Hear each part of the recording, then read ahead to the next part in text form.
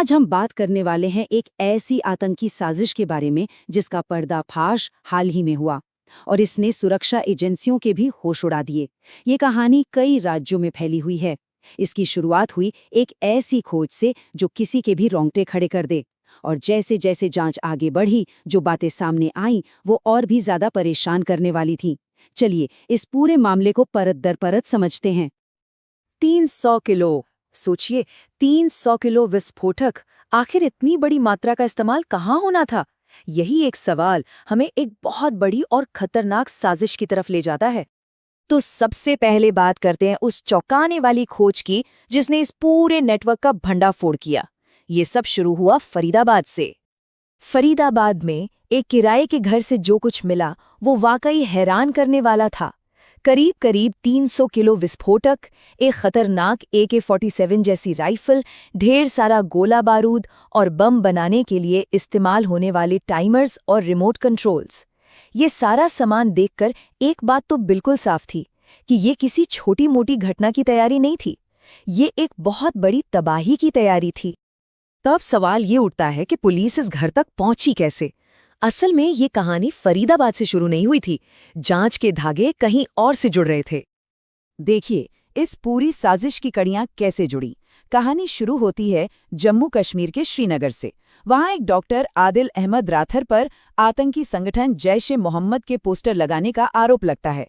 इसी सुराग पर काम करते हुए पुलिस पहुंचती है उत्तर प्रदेश के सहारनपुर और आदिल को एक प्राइवेट हॉस्पिटल से गिरफ्तार कर लेती है। और फिर उसी की निशानदेही पर जांच टीम फरीदाबाद के उस घर तक पहुंचती है जहां से ये सारा जखीरा बरामद होता है। तो एक गिरफ्तारी से जो खुलासा हुआ उसने ये साफ कर दिया कि ये कोई एक अकेला इंसान नहीं था, ये एक पूरा नेटवर्क था जो कई राज्यों में फैला हुआ था। जांच में ये भी सामने आया कि ये नेटवर्क कोई नया नहीं था, बल्कि 2021-22 से ही एक्टिव था और पूरे उत्तर भारत में अपनी जड़ें फैला रहा था। आप देखिए इस नेटवर्क का जाल कहाँ-कहाँ तक फैला था। हरियाणा, जम्मू कश्मीर, उत्तर प्रदेश और पंजाब। ये दिखाता है कि ये कितना संगठित और बड़े पैमाने पर काम करने वाला मॉड्यूल था।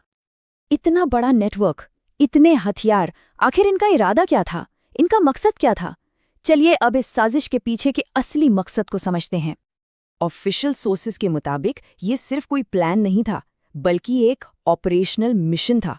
इसका सीधा सा मतलब है कि ये आतंकी ग्रुप हमले करने के लिए पूरी तरह से तैयार बैठा था, बस सही वक्त का इंतजार कर रहा था।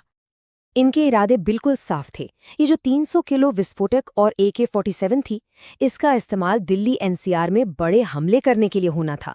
साथ ही जम्मू कश्मीर में भी माहौल बिगाड़ने की पूरी प्लानिंग थी। और तो और ये लोग कट्टरता फैलाकर अपने नेटवर्क को और भी बड़ा करना चाहते थे। हर एक हथियार का एक ही मकसद था, तबाही और दहशत।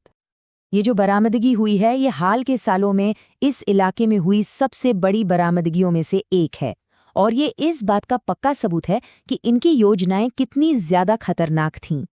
लेकिन इस पूरी कहानी का एक पहलू ऐसा है जो सबसे ज्यादा चिंताजनक है, और वो है जब समाज के पढ़े लिखे और सम्मानित लोग कट्टरपंथ का रास्ता अपना लेते हैं।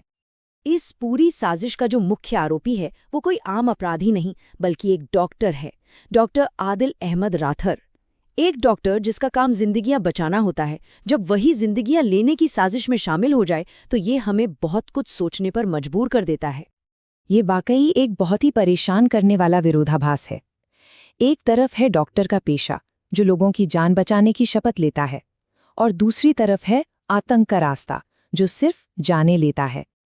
ये घटना सिर्फ एक अकेले इंसान की कहानी नहीं है, बल्कि एक बहुत बड़ी चिंता की तरफ इशारा करती है। क्या आतंकी संगठन अब पढ़े लिखे प्रोफेशनल्स को अपना निशाना बना रहे हैं?